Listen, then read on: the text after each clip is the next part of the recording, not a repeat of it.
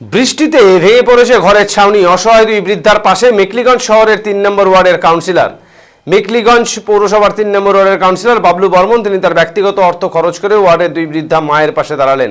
মেকলিগঞ্জ পৌরসভার 3 নম্বর ওয়ার্ডের বাসিন্দা রহিমা বেওয়ার ঘর ভেঙে যাওয়ায় সমস্যায় পড়েছিলেন। এরপর এই কথা ওয়ার্ড তৃণমূল কংগ্রেস কর্মীদের মারফত মেকলিগঞ্জ পৌরসভার 3 নম্বর ওয়ার্ডের কাউন্সিলর বাবলু বর্মন জানতে পারেন। এরপরে ব্যক্তিগত খরচে টিন কিনে টিনের ছাপড়া ঘর তৈরিতে সাহায্য করেন। এরপরেই ওয়ার্ডের আরও এক বৃদ্ধা জবেদা বেওয়াকে ছাপড়া ঘরের জন্য টিন তুলে দেন তিনি। কাউন্সিলরের এই আপৎকালীন কাজে খুশি স্থানীয়রা। পাশাপাশি আগামীতে বাংলা আবাস প্রকল্পের ঘর পাইয়ে দেওয়ারও প্রতিশ্রুতি দেন কাউন্সিলর।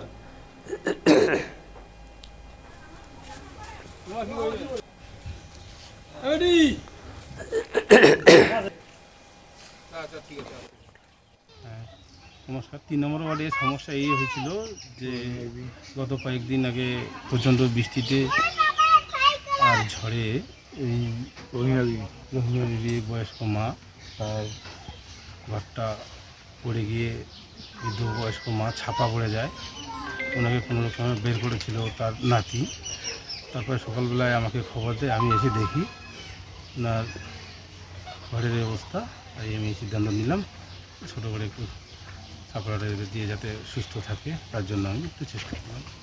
আমি দেখছি, চেষ্টা করছি, যে করে হোক যেমন অবস্থায় হোক আমি দেওয়ার চেষ্টা করব। হ্যাঁ, নমস্কার। 3 নম্বর ওয়ার্ডের সমস্যা এই হয়েছিল যে গত কয়েকদিন আগে প্রচণ্ড বৃষ্টিতে আর ঝড়ে এই রহিমা বিবি বয়স্ক মা তার ঘরটা পড়ে গিয়ে বৃদ্ধ বয়স্ক মা ছাপা পড়ে যায়। ওনাকে কোনো রকমে বের করেছিল তার নাতি। তারপরে সকালবেলায় আমাকে খবর দেয়, আমি এসে দেখি ওনার ঘরের অবস্থা। তাই আমি সিদ্ধান্ত নিলাম ছোটো করে একটু ছাপড়াটা দিয়ে যাতে সুস্থ থাকে, তার জন্য আমি একটু চেষ্টা করলাম। রহিমা বেওয়া কি এই ঘরটা না ভাঙি পড়ছে? আর কি সমস্যা? ঘরটা মাথাতে না পড়ছে, ওকে টানি বার করলে আঙ্কুর তলটা হচ্ছে ধরিয়ে আঙ্কু বার করছে। আর ডাকা চাকরি দিয়ে দৌড়ে বুঝে ঘর ভাঙি পড়ছে। আর দৌড়ে আর বলে বুঝে হ্যাঁ কাউন্সিলরে জানা পড়ে যে তোমার কি দিল ওই যে কও এই তো টিন দিছে, ভালো দিছে ভাই। আজকে খোঁজ করছে, ও খুব ভালো কাজ করছে।